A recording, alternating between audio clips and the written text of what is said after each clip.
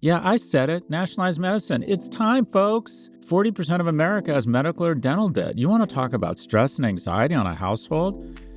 I have to borrow money so my 22-year-old daughter can get a root canal? Can't sleep at night, is in screaming pain, and we don't have the money for a root canal, so we have to go into debt? Can you imagine how humiliating and stressful that is for people? Almost half of households have medical debt. Enough already. Lower Medicare eligibility by 2 years, every year for 10 years, and then boom. In today's Office Hours, we talk about the future of healthcare in an AI-driven economy, how wealthy people actually manage their money, and how to decide whether to have another kid. Question number 1. Our first question comes from Karen Chan on Reddit. Karen says, "Hi, Scott. If a surge in unemployment caused by AI were to occur, what do you think the impact on U.S. healthcare policy would be? Since most working-age Americans rely on employer-sponsored insurance, widespread job losses would mean millions losing their coverage. That could create significant public pressure for a public option. What are your thoughts?" Okay, so about half the population get health insurance through an employer plan. About 8% of Americans, or 27 million people, were uninsured in 2024, according to the latest census data. And premiums for employer plans hit $26,000 a year for family coverage in 2024, up 7%. These plans always seem to go up more than inflation. Why? Because they're a fucking cartel with regulatory capture. The average worker still pays 19% of single plan premiums out of pocket. Deductibles average about $1,800. So it's bad for the economy because losing your job oftentimes means losing health insurance. You're not able to allocate your human capital to where it would be best served, entrepreneurship or moving or taking time to care for a loved one for fear that you will lose your health insurance. So if AI-driven unemployment rose by 5 percentage points, roughly 8 million people would lose their coverage. At least I think I'm doing the math right. And about 3.5 million would likely move to Medicaid or ACA marketplaces, and around 3 million people would become uninsured, at least temporarily. By the way, the uninsured are really fucking expensive because when people lose insurance, they don't stop getting sick. They just delay their care until they're in the emergency room, oftentimes putting much more of a burden on the healthcare system than if they'd had health insurance. And hospitals then shift those unpaid costs to everyone else through higher premiums and fees, driving up the overall healthcare spending. The result is a sicker population and a more expensive, less efficient system. See above. The American healthcare system that spends $13,000 per capita. I'm coaching the Democratic Party or some constituents, including some people running for president, on messaging. And I think it's time to move beyond the indignance and the pearl clutching and the outrage to ideas. And one of the big ideas I think the Democratic Party or potentially the Republican Party should embrace is the following. Healthcare is not working in the United States. Or let me put it this way. It's like everything else in America. It's been optimized for the top 10%. If you're in the top 10% of income-earning households in America, you have the best healthcare in the world. In sum, what needs to happen in the U.S., I believe, is that if you want to have greater mobility, we have to have portable health insurance. People shouldn't stay at their job because they're worried that they have a melanoma when they would be better off at another job. Also, it creates greater pricing because the key to pricing is to connect the consumer with price and shop. I never look at I literally never look at my insurance or my medical costs because if you have health insurance paid for you by your employer, you don't give a shit what that MRI costs. You might have to go through tons of hoops, but you don't care. So you're not shopping around. You're not calling around or going on ChatGPT to saying, where can I get the cheapest MRI in Soho? So we've disconnected what is the key to keeping prices down, and that is consumer scrutiny, because if it's offered by your employer, you don't care. You just go wherever there's in-network. There's tons of administration. 40 to 50% of all health insurance premiums go to administration and profits, meaning that if you spend $100 on insurance, you're getting $50 to $60 of health care. So what to do? I think we take Medicare, which, by the way, Medicare is the health care programs and services offered to people over the age of 65. We lower eligibility for Medicare by 2 years every year for the next 10 years. Where does that get us? Next year, if you're 63 or over, you're eligible for Medicare. If you want concierge or high end, you go out of pocket, find rich people, old people, of which there's a lot, less burden on the system. Good for you. You get better service. And then in 2 years, the eligibility is 61. And then in 10 years, the eligibility is 45. What is that effectively? Socialized medicine. Why? Because the vast majority of medical care costs happen to people over the age of 45. Because guess what? Young people, unless they're having a baby, don't need health care. I think I went to the doctor 3 times before the age of 40. Yeah, I said it. Nationalized medicine. It's time, folks. 40% of America has medical or dental debt. You want to talk about stress and anxiety on a household? I have to borrow money so my 22-year-old daughter can get a root canal? Can't sleep at night, is in screaming pain, and we don't have the money for a root canal, so we have to go into debt? Can you imagine how humiliating and stressful that is for people? Almost half of households have medical debt. Enough already. Lower Medicare eligibility by 2 years, every year for 10 years, and then boom, better health care, better pricing, less stress, less anxiety, less debt, a healthier America. Thanks for the question. Support for the show comes from Betterment. With investing, it's easy to get distracted by the new shiny thing, but there are some basic principles that stand the test of time, including be clear about your goals. Make saving and investing a habit. Create a plan and stick to it. Betterment is a saving and investment platform that makes it easy to invest for the long term. Their goals-based investing framework lets you group accounts based on their purpose, like kids' college education or house down payment. You can even upload a photo as a visual reminder of what you're saving for. Automated investing features make investing consistently easy, and Betterment's customized glide path strategies with automated rebalancing means that you can stick to a plan without having to constantly monitor your investments.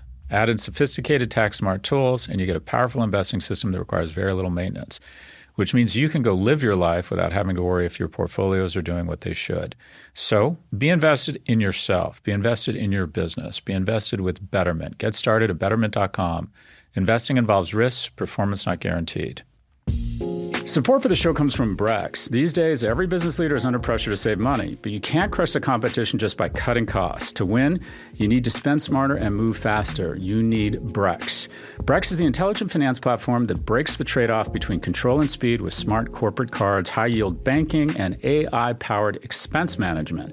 Join the 30,000 companies that spend smarter and move faster with Brex. Learn more at brex.com/grow. Question number 2 comes from Freda Blugs on Reddit. Hi, Scott. How does a high net worth individual manage their money and their investments? I can't imagine that you log into Fidelity or Schwab like the rest of us to sell your covered calls, or maybe you do. Do you make sure that credit cards and rent are paid on time?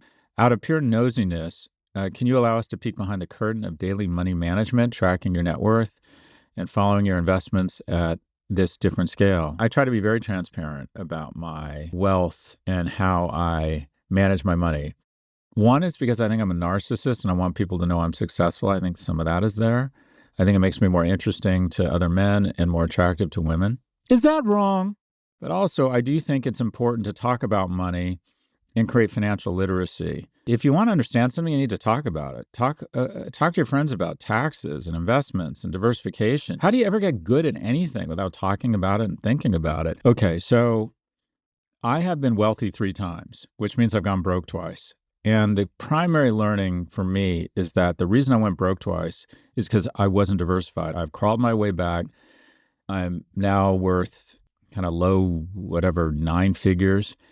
And what I've decided, the key attribute is diversification. And that is, I try not to have more than 5% of my assets in any one investment. The exception is real estate. My kind of general investment strategy is I think of someone who is a student of demographics, meaning you're going to have the greatest boom demographically is going to be an increase in billionaires. We've gone from 500 to 2,500 in the last 10 years. I think we're going to go to 10 or 20,000. And these people all want to live in one of the same 5 places: Dubai, London, Palm Beach, New York, or Aspen. So I have bought homes in each of those places, except for Dubai, and I bought 2 homes in Aspen. So the key for me is diversification. I spend at least a day to a day and a half managing my money and thinking about investments. Generally speaking, what you want is you want to be diversified, and you want to be in low-cost index funds. And then apply some stoicism and some discipline. Get used to spending less than you make. Any matching thing your employer, max it out. Find out wherever you live, what are some tax-advantaged savings vehicles, max it out. Try and find savings or investment vehicles where it's taken out of your check, because most of us don't have the discipline not to spend money once it comes into our hands. So that's sort of stoicism. The next is time. Start early. Recognize a little bit of money every month. Discipline. That's why buying a house is so powerful. It's not because it outperforms other asset classes, but it's for savings. And then also the power of diversification. Focus equals the product of stoicism and discipline, right? Time, right? And then diversification. Whew! That was a tour around the world. Anyways, thanks for the question. We'll be right back after a quick break. Support for the show comes from LinkedIn. We say this all the time on our show, but it bears repeating. Running a small business isn't just a full-time job. It's about a dozen full-time jobs that you rarely, if ever, get to clock out of, at least until you get to the point where you can start hiring the dream team. And if you've made it that far, you already know there's no time to mess around. That's where LinkedIn Jobs comes in. LinkedIn makes it easy to post your job for free, share with your network, and get qualified candidates that you can manage all in one place. And LinkedIn's new AI feature can even help you write job descriptions and then quickly get it in front of the right people with deep candidate insights. And if you decide you want to go the extra mile to find the perfect candidate, LinkedIn says that promoted jobs get 3 times the number of qualified applicants. It's all these little things that let you find help fast without compromising on quality, which add up to you finally having extra time in the day for, I don't know, relaxing. Or, knowing my listeners, you'll probably use that extra time to expand your empire even further. Post your job for free at linkedin.com/prof. That's linkedin.com/prof to post your job for free. Terms and conditions apply. Welcome back. On to our final question. Hi, Prof G. Hannah from Georgia here. How do you recommend a couple decide how many kids to have, especially when partners want different things? You've mentioned on a few episodes that you wish you've had a third child. I'd love to hear your perspective on how to navigate this decision. For context, my husband and I have 2 boys, ages 3 and 1. I'm incredibly grateful and feel content with 2 kids, but I'm also exhausted. My husband, meanwhile, really wants a third. I'm 36, so time isn't exactly on my side. Career-wise, I was on a strong trajectory pre-kids, in a high-paying, high-growth career. After our first, I shifted to a more flexible, lower-growth role. It still pays well, but doesn't feel fulfilling long-term. Lately, I felt a strong pull towards entrepreneurship and am ready to leave my comfortable corporate job. But a third child would likely delay this dream by several years. My husband is in the military and plans to retire in about 10 years, which adds another layer of complexity. A large part of me feels guilty for not wanting to give him something he so deeply desires. I know that's a lot of context, but I really value your opinion. I've never related more to a question and never known less what to tell you. These decisions are so deeply personal. I'll tell you what we went through. We have 2 kids, and I never wanted kids. I was very selfish. I loved going to brunch when I wanted to go to brunch, going to Equinox when I wanted to go to Equinox. And then I had kids, and it's not like there was bright lights and angels speaking. I was mostly just really fucking nauseous because I was worried about money. 15 and 18 years on, it's my purpose. My purpose is to raise 2 good men. It is the greatest source of joy and contentment I will ever discover. We had 2. I didn't want the first one. My partner said, I want to have kids. I said, I'm not getting married. She said, we don't need to get married. She called my bluff. Had kids. I literally basically looked at her and she was pregnant. She wanted a third. And I was so freaked out about money and logistics, and it was hard. And she didn't feel tired. I felt tired. Having 2 young kids, boys in Manhattan, always having their hands for fear they're going to run out in the street. Also, our boys, they're not without their issues, but on the whole, they're super healthy, happy, and like wonderful boys/young men. My biggest regret now, and I'm scared to say this out loud because my partner just gets infuriated when I say this now, is that we didn't have a third. I see not the end, but I see myself getting older. I would just kill to have a little girl. I feel like there's this weird void in our household now that our 2 boys, my 18-year-old's applying to college, our 15-year-old is really into his friends, and I feel like there just needs to be another kid in the house. So hands down, my biggest regret not having a third. Having said that, a lot of this comes down to money, comes down to support system. And the only thing I would say is that, and again, my bias is coming out here. The only thing I would say is that having kids early, giving birth, by the way, you said you're 37, that's still really young. If you're in decent shape with today's technology, that's still in this day and age kind of fertility years. So I wouldn't let that get in the way. Having said that, women bear a disproportionate amount of the responsibility. They just do. What I would say is, no doubt about it, it's a pain. It's hard, especially with babies. But I find as they get older, it gets easier, it gets funner. It's like making that sacrifice now for future reward. But I like the idea of sitting down and from a position of generosity saying, your happiness is really important to me. These are my concerns. How important is this to you? Let's talk about the logistics, but also looking at through the lens of how you'll think about things in 10 or 15 years, because that 10 or 15 years is going to be here in an instant. Literally yesterday, my oldest was coming into bed with me on Sunday mornings and snuggling with me for 10 or 15 minutes and then sitting up and saying, let's make a plan.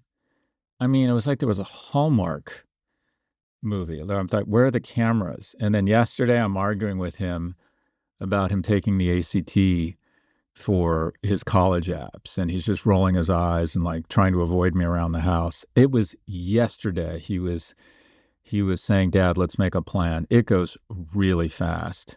Again, hugely personal decisions. But the fact that you're with a loving partner, you have 2 healthy kids, and an issue right now is whether you have 3 or you just stick with 2, and you both have jobs and what sounds like healthy careers, your problems are a function of you being in the most fortunate 99% and the most fortunate 99.5%. So, well done. Congratulations to you. And I trust that you're in these conversations taking pause to realize how lucky you are to be thinking this way about a loving partner and having a healthy family and children, and just being in a position to be considering a third. Such a nice place to be in. Thanks for the question. If you'd like to submit a question for next time, you can send a voice recording to officehours@profgmedia.com. Again, that's officehours@profgmedia.com, or post your question on the Scott Galloway subreddit, and we just might feature it in our next episode.